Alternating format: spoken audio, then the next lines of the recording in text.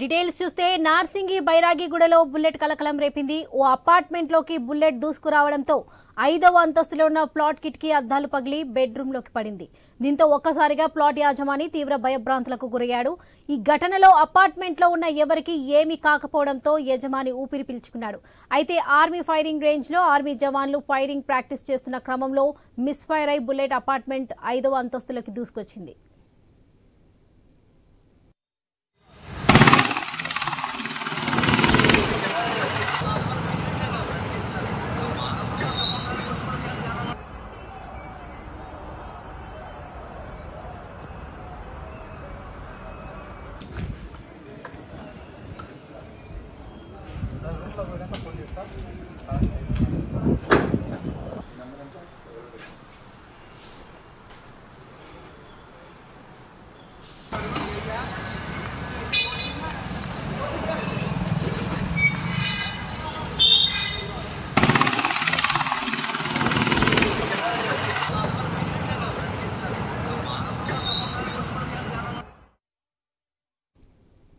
Narsingi బైరాగిగూడలో bullet కలకలం రేపింది. ఓ apartment లోకి బుల్లెట్ దూసుకురావడంతో 5వ అంతస్తులో ఉన్న ప్లాట్ కిటికీలో అద్దాలు పగిలి బెడ్రూమ్ లో పడింది.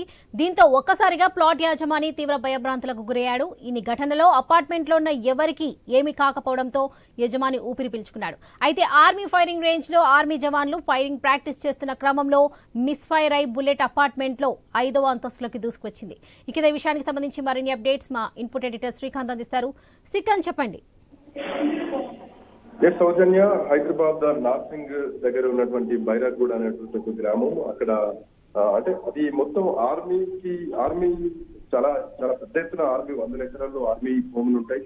ఆర్మీకి సంబంధించి ప్రాక్టీస్ అంటే వాళ్ళు ఫైరింగ్ ప్రాక్టీస్ చేస్తూ ఉంటారు. ఆర్మీ ట్రైనింగ్ క్యాంప్ నడుస్తూ ఉంటుంది. సో ఇట్లాంటి నేపథ్యంలో అక్కడ వాళ్ళు ట్రైనింగ్ ఈ రోజు మార్నింగ్ ఫైరింగ్ ప్రాక్టీస్ చేస్తున్నటువంటి క్రమంలో అక్కడ పక్కనే కొత్త నివాస స్థలాలు ఉన్నాయి. అంటే గతంలో అక్కడ కన్స్ట్రక్షన్ లేకుండా ఉండేది. ఈ మధ్య కాలంలోనే అక్కడ కొన్ని బంగ్లాలు కట్టడం జరిగింది. ఒక రియల్ ఎస్టేట్ లాగా ఒక పెద్ద వాతావరణం ఏర్పడింది. అక్కడ నివాస స్థలాలు ఉన్నాయి. చాలా అపార్ట్మెంట్లు కూడా కట్టడం జరిగింది. సో ఇట్లా నేపథ్యంలో ఫైరింగ్ వాళ్ళు ప్రాక్టీస్ చేస్తున్నటువంటి క్రమంలో ఒక బుల్లెట్ మిస్ఫైర్ అయ్యి ఒక ఇంట్లోకి వెళ్ళడం జరిగింది. 5వ అంతస్తులోకి వెళ్ళడం జరిగింది. అయితే అదృష్టం కొద్దీ అక్కడ కుటుంబ సభ్యులకు ఎవరికి ఏమీ కాలేదు. బట్ ఒక భయం మాత్రం కలిగింది. ఆ ఏరియా మొత్తం కూడా ఒక భయభ్రాంతులకు గురైంది. ఒక్కసారిగా అంత భారీ శబ్దంతో అద్దం పగులుతూ బుల్లెట్ దూసుకురావడంతో చాలా ఒక ఇంట్లో ఉన్న వాళ్ళంతా కూడా భయానికి లోనయ్యారు.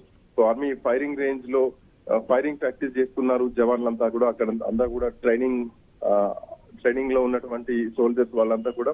హైదరాబాద్ లో కొన్ని ప్రాంతాల్లో ట్రైనింగ్స్ దేశవ్యాప్తంగా కూడా చాలా అంటే ఆర్మీకి సంబంధించి కొన్ని ల్యాండ్స్ ఉంటాయి. 100 ఎకరాల్లో ఉంటాయి భూములు.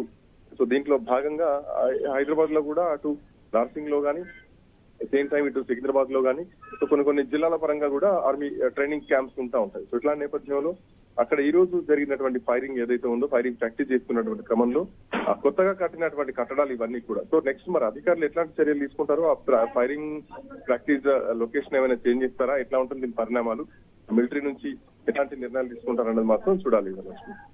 Right Srikanth, thank you.